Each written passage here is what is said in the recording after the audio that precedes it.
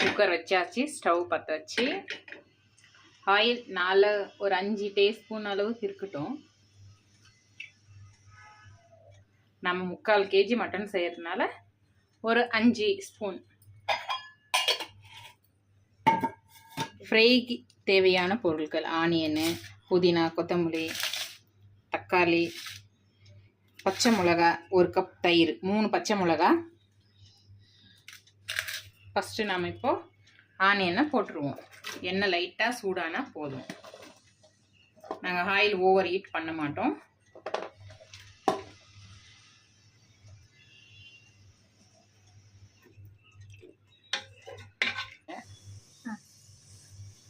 இது வந்து வீட்டில் அரைச்ச இஞ்சி பூண்டு பேஸ்ட்டு. இதில் நாங்கள் பட்டை, லவங்கம், சோம்பு, பச்சை மிளகா ஒரு 2, பூண்டு, இஞ்சி போட்டு அரைச்சிருக்கிறோம். இதுக்கு மட்டும் 1 டீஸ்பூனு, நாங்கள் மட்டன் வேக வைக்கிறப்பே 1 டீஸ்பூன் மட்டனுக்கு போட்டிருக்கோம். இதுக்கு மட்டும் 1 டீஸ்பூன் போட்டுக்கிறோம்.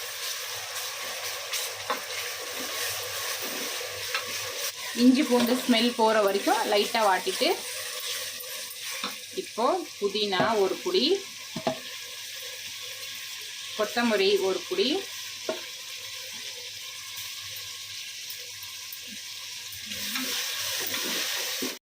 இப்போ டொமேட்டோ ஆட் பண்ணுறோம்.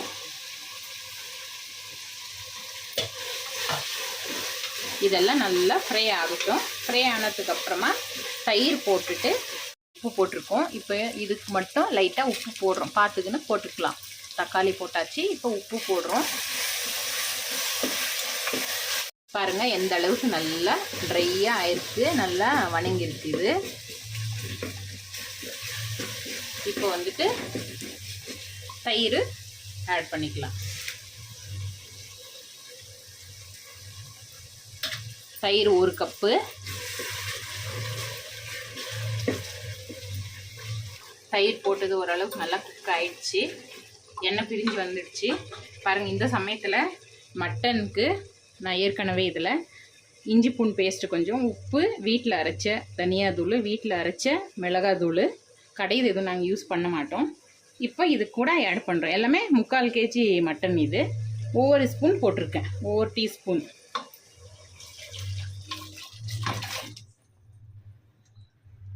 தண்ணி 1 கப்பு வச்சுருக்கேன்.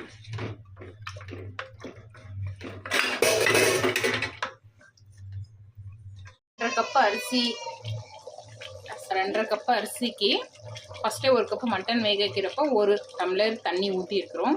இப்போ அதை கணக்கு பண்ணிக்கிட்டு 3 கப்பு தண்ணி ஆட் பண்ணியிருக்கோம். டோட்டலாக 5 கப்பு தண்ணி ஆட் பண்ணிவிட்டு உப்பு காரம் பார்த்துட்டு அரிசி போடலாம்.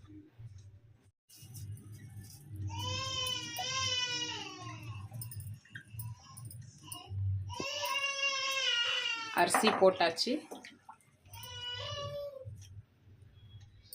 உப்பு காரம் பார்த்துட்டு குக்கர் க்ளோஸ் பண்ணிடலாம்.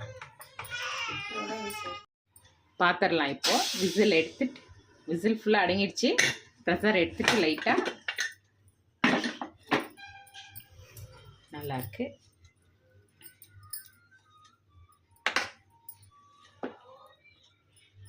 பாருங்கள், கரெக்டாக இருக்குது. ஒரே விசில். வாங்க எல்லாரும் ருசியாக சாப்பிட்லாம்.